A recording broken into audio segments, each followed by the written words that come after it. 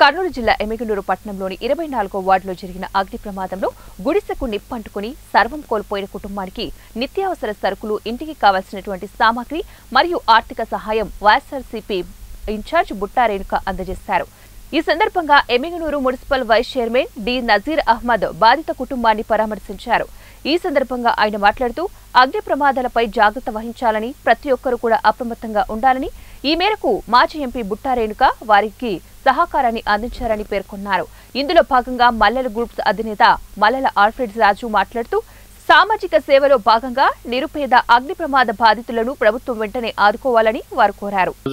దాదాపు వడ్డేసీన్ అనే కుటుంబానికి 700 లక్షల నష్టం జరిగిందంటే చాలా బాధాకరమైన విషయం. మేమంతా వస్తాం, చూస్తాం, మాకు తోచినంత సాయం చేయగలుగుతాం, ఎంతో కొంత ఆదుకోగలుగుతాం. కాబట్టి అదే జాగ్రత్తగా ఉండడం వల్ల ఇట్లాంటి పరిణామాలు జరగకుండా చూసుకుంటారు. కాబట్టి కొంచెం దయచేసి, ఎందుకంటే కుటుంబాన్ని నమ్ముకొని ఉంటుంది కాబట్టి కుటుంబంలో ప్రతి ఒక్కరూ అప్రమత్తంగా ఉండాలని తెలియజేస్తున్నా. ముఖ్యంగా ఈరోజు ఇక్కడ రావడానికి ముఖ్య ఉద్దేశం, ఈ సంఘటన జరిగిన వెంటనే మా మేడం బుట్టా రేణుక మేడం గారు తక్షణమే వెళ్ళి వారిని పరామర్శించి వారికి ఫోన్పే ద్వారా వారి ఆర్థిక సాయం చేయడం జరిగింది.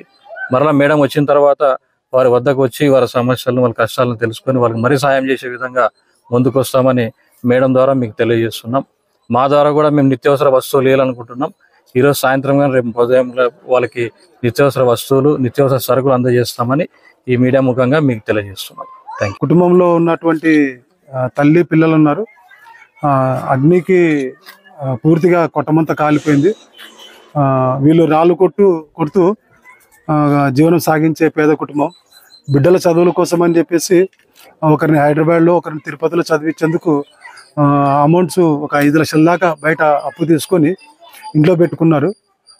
కొద్దిగా కొత్త కోడలకి బంగారు కూడా తీసి పెట్టుకోవడం జరిగింది. సుమారు ఒక 7-8 లక్షల రూపాయలు విలువ చేసేటువంటి డబ్బు, బంగారుతో సహా, ఇంట్లో కట్టుకునే బట్టలతో సహా పూర్తిగా కాలి బూడిదైపోయింది. సమయానికి ఎదురింట్లో ఉన్నటువంటి ఫైర్ ఆఫీసర్ ఫైర్ ఇంజన్కి ఫోన్ చేయడం, ఫైర్ ఇంజన్ వచ్చేసి ఆర్పినా కానీ ప్రాణ నష్టం మాత్రం జరగలేదు. కానీ పూర్తి కడు పేదలు వీళ్ళు. వీళ్ళ కుటుంబాలకి 3 బిడ్డలు చదువుల్లో ఉన్నారు. వాళ్ళ చదువుల కోసం చేసిన అప్పులు అట్లే ఉన్నాయి. తెచ్చుకున్న డబ్బు మొత్తం బూడిదైపోయింది. ఎమ్మిగనూరు ప్రాంతంలో ఈ విషాద సంఘటనలు చాలా జరుగుతున్నాయి. చాలా మంది దాతలు కూడా